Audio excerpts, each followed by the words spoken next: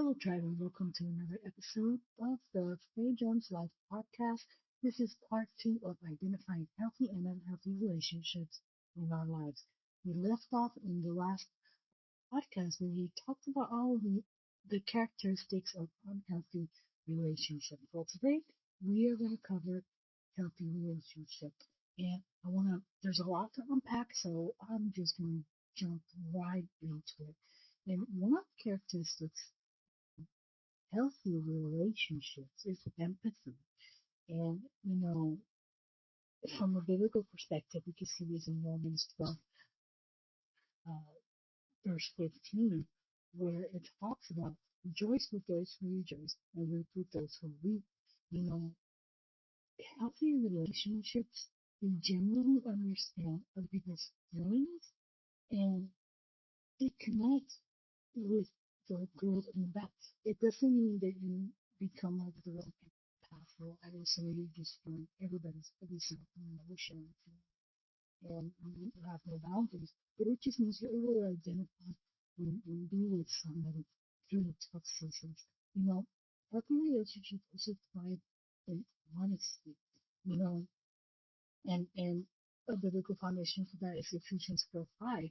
You know, because with people who are healthy, you're gonna find that they're gonna be truthful, they're gonna be authentic, and they're gonna speak the truth in love, and they strive to foster growth and understanding.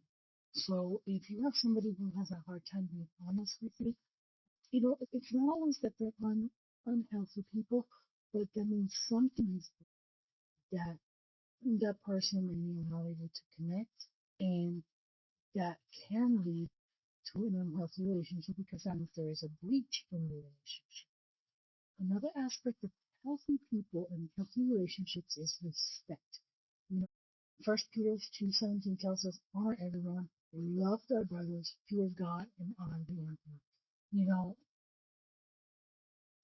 healthy relationships and healthy people respect each other, individuality, and we embrace the differences in each other, allowing every person to be themselves.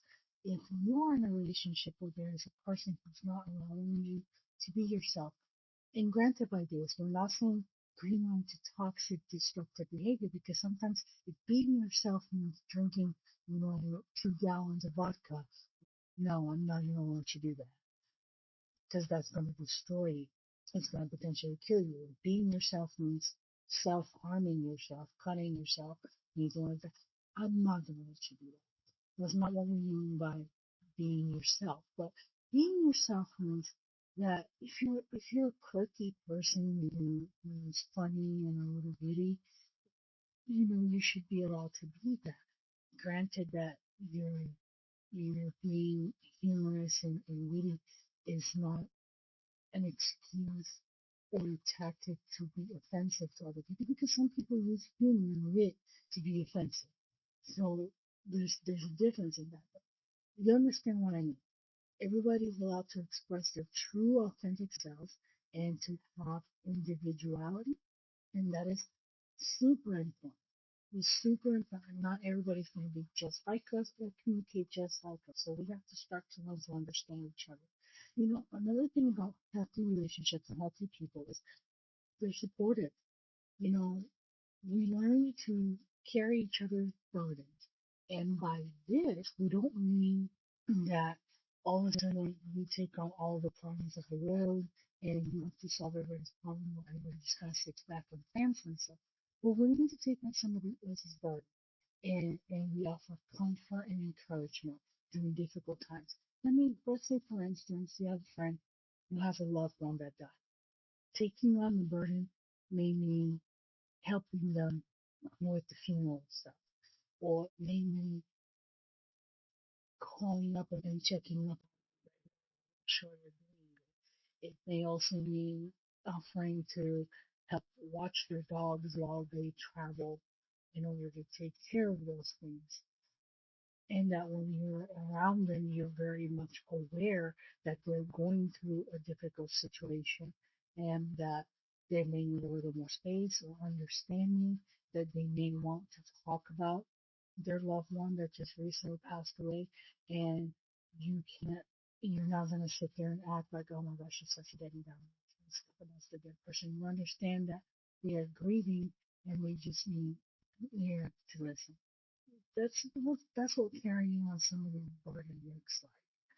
It doesn't mean take it on to such a level that you stop living and that it puts you in a state of depression or unhealthy boundaries that jeopardize not only that relationship but all your relationships and your well-being.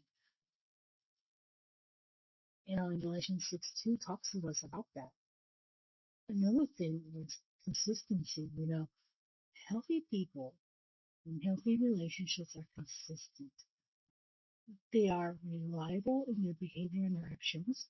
They follow through on their commitments and they maintain honesty.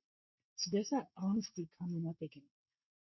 But it is true, when you're in a safe relationship, when you are a safe person, you're steady Eddie, like I like to say, you are very constant in behaviors. People, you cannot almost predict or understand what it is they're going to get out of the relationship.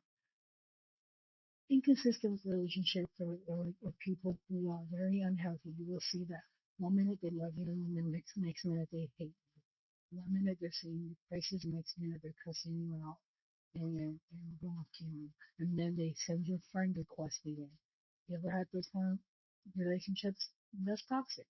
It's consistent. And that consistency doesn't mean that there isn't going to be things that rub us the wrong way or that sometimes we may end up with having to do some conflict resolutions because we might have crossed the line accidentally, unknowingly, and hurt somebody else. Good, solid friendships have those moments of friction where you end up having to say, look, I love you, but you crossed the line, and I'm not going to accept that from you. And I get it if you're mad at me because I called you out. I love you. We'll talk when you're ready. Those are consistent people. These are people that are not afraid to have difficult conversations, not because they are trying to grandstand you or that they're trying to impose themselves on you, but they understand that it is vital to have the difficult conversations in the relationship because it helps you guys connect, it helps you bond, it helps you grow, and it helps you trust each other. Consistent people, when there is conflict, they don't just disappear and run away from you. They maintain that honesty.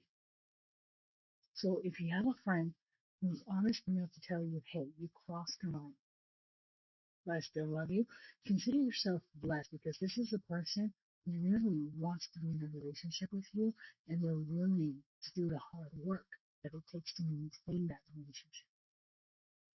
And these are the kind of people you want in your life.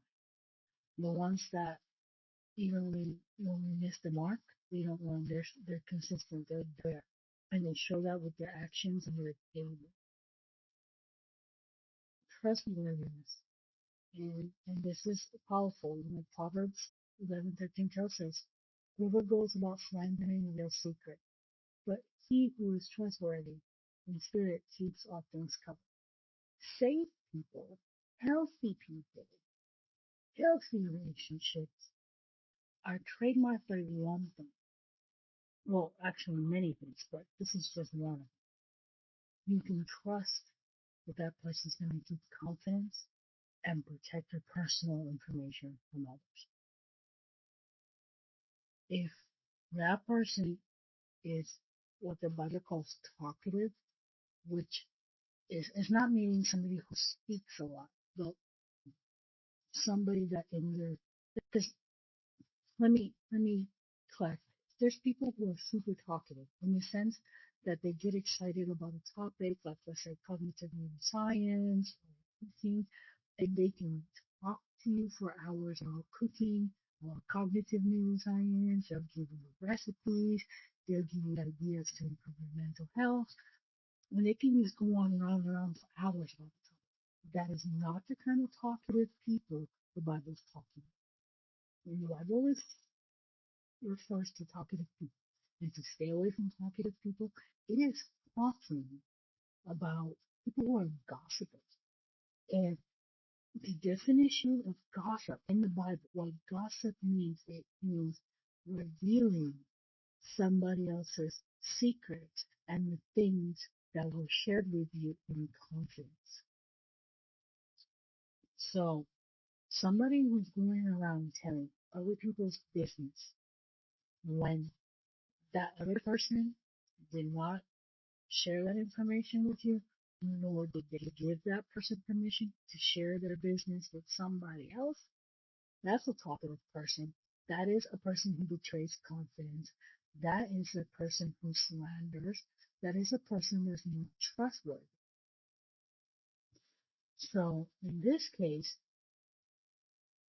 if you have people in your life who are like this, that's not a healthy relationship to be in. That's not even a person to establish a relationship with.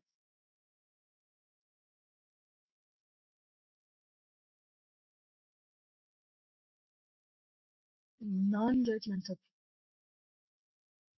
This is another valuable of friendship. In Matthew 7, 1 and 2, it says, judge not, that you will not be judged. For with the judgment you pronounce, you will be judged. And with the measure you use, it will be measured to you. This is the Lord's Jesus. And see, healthy relationships and healthy people accept each other without harsh judgments, understanding that everybody makes mistakes and needs grace. And remember when we talked about unhealthy people and they're very highly critical and judgmental and how they give no room for anybody to be different or to make mistakes. In healthy relationships, it's the complete opposite. And and I see this happen a lot in the body of Christ, and this is why, I am like adjusting my chair right now and taking a moment to really address this. Because if we say we're created in the image of God as the body of Christ, that means that everybody's going to look different, walk different, act different. Everybody's going to be called to a different area than us. And God's on a different feeling with every person that is different than how he deals with us. So, for instance, if somebody is called to talk to prisoners, while they may not curse or say cuss words or engage in behavior that's questionable and borderline illegal, because they're a believer, God has sanctified them, their heart has been transformed, right? In society. If they're dealing with prisoners, there's a certain type of language that goes on in prison that sometimes has to be used in order for those individuals to understand what the person who's called to serve them is trying to convey. So that means that that chaplain or that person who's working in the prison system, while they're remaining respectful in their language, they may have to use certain slang words in order to be able to connect and for the message to resonate with the person. That doesn't mean that person is unsafe. It doesn't mean that the person, is evil. It does not mean that the person is backslidden. It does not mean that the person is preaching a false gospel. It simply means that the person is speaking in a language that the audience which they are called to serve can understand. Kind of like the Apostle Paul when he says, when I'm with the Greeks, I'm Greek. When I'm with the Romans, I'm Romans. Paul never stopped being a man of God. Paul always remained a man of God, of righteousness and right standing before God. The only difference is that Paul knew how to address the audience he was speaking to. And one of the greatest examples of that is when Paul was addressing the Greeks in talking about the God, the unknown God. You want to hear that. You want to hear that story. You want to go read that because you will see there Paul used the language that the Greeks were using at the time in I was in Ephesians in Corinthians in order to be able to tell them about that unknown deity that they were serving and present Jesus and the kingdom to. And so we need to be very cautious to cast judgment on people simply because the real could talk different than us because you do not know who they're called to serve, what the instructions of God has been for your life, and how God told them to carry it out. Accept them where they're at with no harsh judgments. And if they are in error, understand this. The Bible tells us to correct the person in love, and not to go judgment and harsh remarks or even calling them out in public because we ourselves can fall into that place. We ourselves can fall into that sin. So when we correct somebody, we need to be watchful ourselves that we're not falling into. So there's this beautiful thing called, especially when it comes to social media, because I'm addressing this because it's plaguing society as a whole, regardless of our faith, our values, and our views. In the body of Christ, as well as in the world, what I am seeing is people, they're going, they find something on social media they don't like, or that they don't agree with, and they don't go in there and respectfully disagree. They instead go in there and attack the person, question the person, and not so much question the person as in asking questions to try to understand it, but question the person in the sense of trying to question the person's character, the person's judgment, or the person's sanity. And when it comes to religious or spiritual circles, to even question some of the spirituality or relationship with God. And if you and I can so quickly read something somebody posts and immediately begin to question everything about that person, we need to understand that then anytime we make a mistake, say something, maybe without thinking, that others, including God, now have the green light to judge us in the same way we're judging the other person. So if you say that a person who wears pink hair is a heathen and they're going to hell, then you who chooses not to dye your hair pink, but you want to dye it black because you don't want anybody to see your gray hairs, are also a heathen and you're going to sin because God's not looking at what color you're choosing to dye your hair, or rather the fact that you chose to dye your hair. Do you see how that's a slippery slope? See, we do not have the right to judge somebody's morality and salvation and worthiness. But when I mean judge somebody's morality, we do not have the right. God did not give us the right to judge whether or not somebody else is saved or can be saved. The only instruction God gave us is to look at the fruit. And then based on the fruit, we will know who that person is serving. And there, our only decision is to decide whether we will associate with the person or not. The other license that we have been given by our Creator, the King of Kings and Lord of Lords, is that if there is behavior that is not becoming of the kingdom, that as kingdom citizens we have the right to call out the behavior in that person, correct that person by showing them that their behavior is inappropriate, and help them make better choices. Now, if that person chooses to continue in that behavior that's unbecoming of the kingdom, we have the right to then exercise certain boundaries with that person. And our court of law and our systems here in the United States and in other parts of the world do that too. For instance, very simple. The Bible says, thou shalt not kill. or thou shalt not murder. That's the more correct. And the Bible, God's Bible very clearly said that if you murder, uh, you are also going to lose your life, because that will not that there has to be a harsh punishment, because that is completely innocent. In our court of law here in the United States, we also say do not murder. And if you murder, you are going to prison. And not only are you going to prison, but depending on the state, there's also a death penalty. That is a boundary.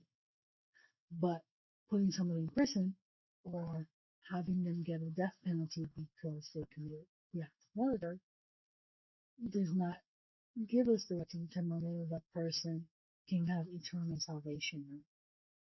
And that's the slippery slope that we as the body of Christ have been getting into, that we're too quick to say who's saved and who isn't saved. When the reality is we do not have the right to do that, because if you read all of that Matthew chapter 7, you gotta realize that none of us have the ability to see the person's heart. We do not have the ability to see the content of their mind, which is what the heart is. So healthy people in healthy relationships understand this, and they give you room, they give you grace. You want to be around graceful people. And graceful doesn't mean that if you make doing bad choices and bad behavior, they're not going to call you out. Graceful people mean it's just they're not going to beat you up. Healthy people and healthy relationships are the greatest thing. That's when the iron sharpens iron, one man sharpens another. Proverbs 27:17. See, healthy people continually strive for personal growth, self-improvement.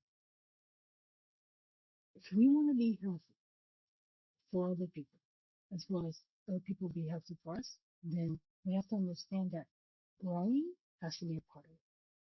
I don't know about you, but I've experienced this in my own life. I wasn't always the person that you see today. And during my teenage years, I was involved in gangs and hanging around the wrong crowds. And, there's just certain behaviors and attitudes and things that people who are in those kind of crowds do. But however, I'm now in my 40s. Long time has gone by since my teens. There's been a lot of experiences, a lot of wisdom, a lot of insight, a lot of understanding that has change and evolve, grow, improve, and that is part of the reason that I'm able to speak before you today in this podcast. Unfortunately, though, there is people that I used to hang out with back in those days that are still stuck in those days, even though they're not.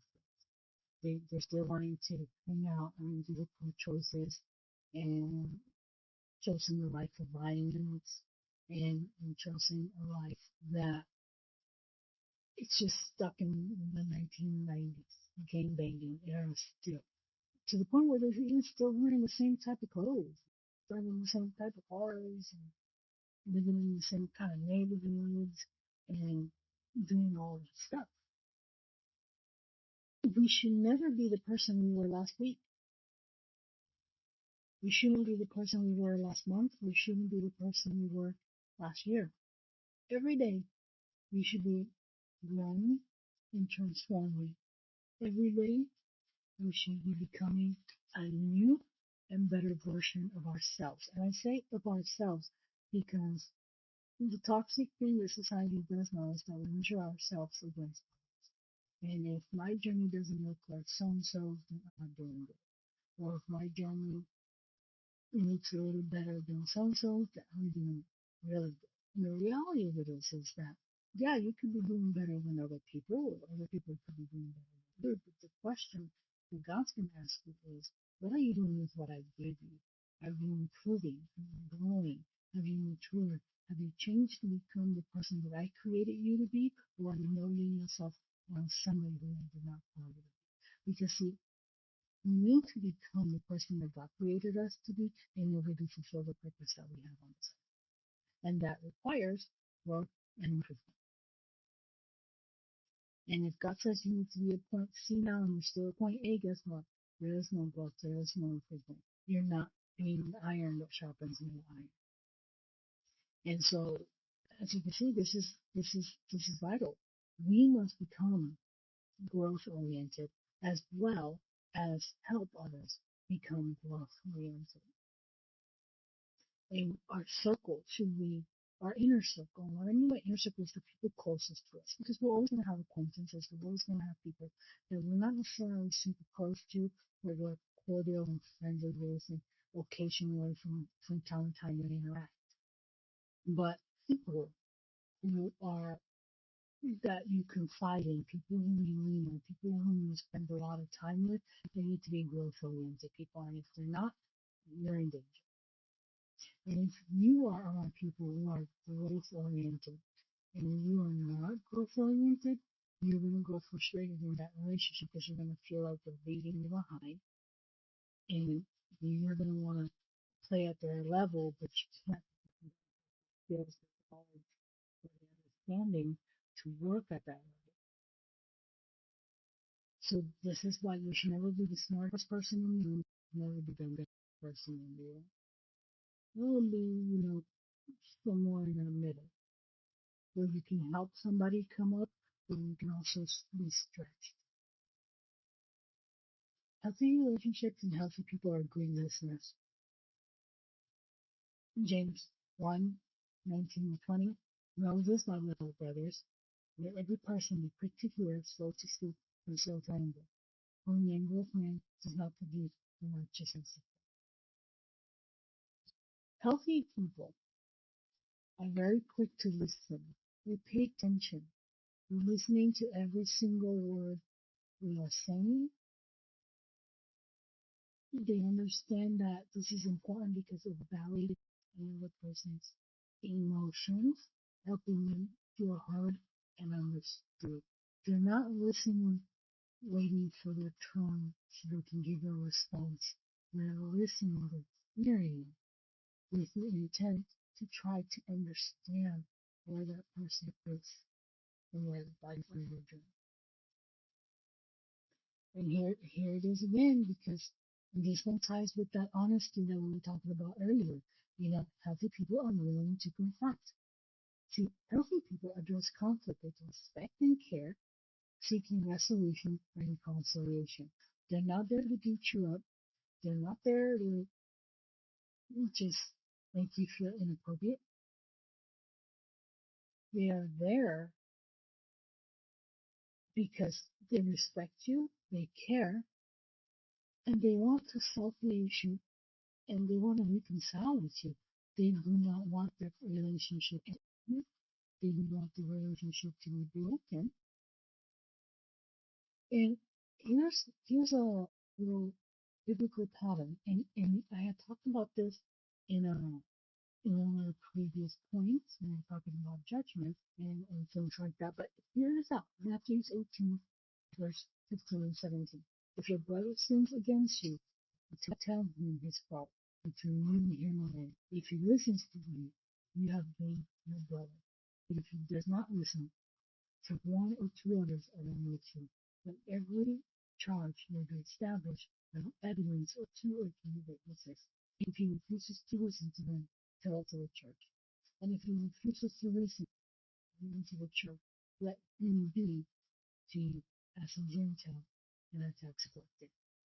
And that's some harsh words, because Gentile and tax collector back in those days when Jesus was walking this earth, it meant that these were very people who just didn't associate with, you didn't, you stayed clear from their path. They weren't viewed in a good light in society. If here's the caveat in this, if you need to bring correction, you need to do it private first, between you and your brother alone. Have enough respect and care for that person that if you see that they've done something wrong, you go to them. But if you have the audacity to blast that person, you tag them on social media, and you tell everybody else about who this person is and what they did and have been wrong, then you can't be mad when somebody or that person comes back at you publicly, and you can't be mad when God claps back for that person. For those of you who do not understand what that word clap back means, that is, you know, urban word, which means that God, is responding back to that person. Clapping back. So if you don't want to be called out in public, don't call out other people in public. If you don't want to be corrected and put in your place in public, don't correct and put other people in their place in public. Do it privately. And then when it says the two witnesses, it's still private. It's not tagged two people in your post and when go on live on social media with those two people. No, it means you and those two other witnesses go to that person privately to address the issue. And then and only then are you allowed to bring it publicly to the body of the Lord. We are not called or allowed, based on kingdom principles, to just blast people just because we feel like. And here's a newsflash. If you are following people, subscribing to people's feeds, listening to YouTube podcasts, what all the person does is put other people on blast, talk about other people and what the other person did to them, but they never addressed it with that person, nor did they intend to. Those people you're following ain't healthy people, and they sure are not in healthy relationships, and they're ruining to be an unhealthy person who does not know how to have healthy relationships. And they're leading you on a path to sin against God. Yeah, a path to sin against God. And I'll be very honest with you. I don't even seek to be mentored people who do this. I don't, because if you don't agree with something somebody says or does, have you gone to that person? Have you taken the time to meet that person face to face, get to know them? Or are you just reaching a conclusion just because? In a person who has an issue with you and they can't address it with respect and care, do you really want to be in a relationship with that person? On the other hand, we have to examine ourselves. Remember, if we ourselves are very quick to address things with people and we cross all the boundaries and we don't give the person respect and we take no care in how our words and how we're choosing to address an issue or the confrontation, if it's going, how it's going to affect them. If we don't take care of any of that, we have a problem because that means we're not safe people. We're not healthy. Right? So people are not healthy. And, before we go off putting people on a chopping block, because I know it's very tempting to want to put people on a chopping block and all of a sudden go out there and start getting rid of people in our lives. I want to give you some perspective. No one is perfect. Everyone, including ourselves, has a mix of safe and unsafe traits. We're all healthy and unhealthy in a lot of areas. We need to do is to recognize the patterns and trends in behavior that make us, so that we can make informed decisions about our relationships. Because the relationship we may be in is unsafe or toxic, maybe because we lack boundaries. And it may not be the other person's fault, it may be on us. So we have to be aware that there's two sides to it. And I'm not saying this to say, oh, if I know some of you, look, I know my tribe, I know y'all well, and I love you guys, something fierce. But I know some of y'all, well, that doesn't apply to abusive people or to narcissists. You're right, it doesn't. We are not talking here about blaming yourself for domestic violence or for being the recipient of abuse. Do not misinterpret what I'm saying. What I am saying here is in normal, healthy relationships, sometimes there's going to be disagreements. Sometimes there's going to be areas where we don't see eye to eye. And sometimes when we are judging the other person saying that they're unhealthy, that they're detrimental to their relationship, not the so that we are actually the ones that are unhealthy. And because we're unhealthy and the other person is trying to exercise boundaries with us, we are not seeing how messed up we really are. So we have to recognize that we all of us, have healthy and unhealthy traits. And this is brings me to the other point. This is where we must learn to become self-aware. We need to be able to reflect on our own behavior and identify the areas where we might exhibit unsafe characteristics or unhealthy characteristics and work on that person and grow. We got to do that. Now, there's also the aspect of expectation because sometimes you're not in a relationship with that person, but you just feel like something's off. Do not go on and trying to build a relationship with that person if something's telling you.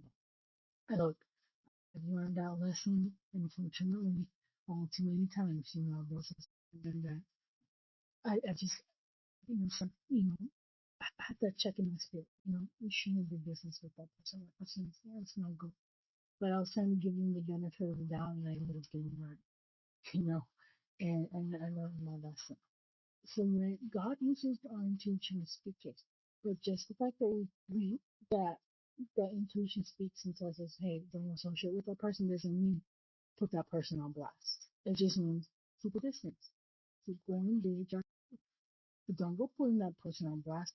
Don't go start making YouTube videos about that person. Don't go off, you know, dedicating an entire social media group to blasting that person. Don't do that. And there has to be also a balance. And that balance, I don't like using that word balance.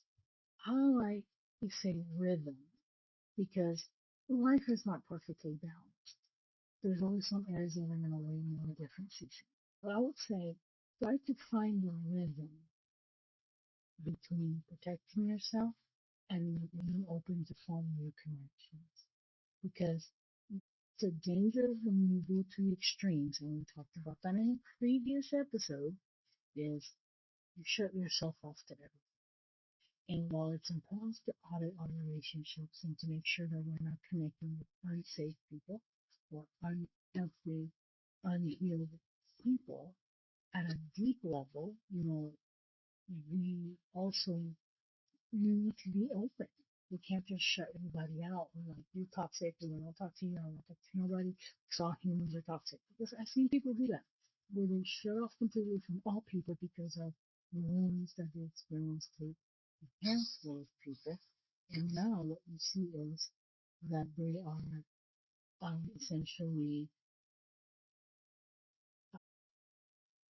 in a mess. They can't connect with anyone.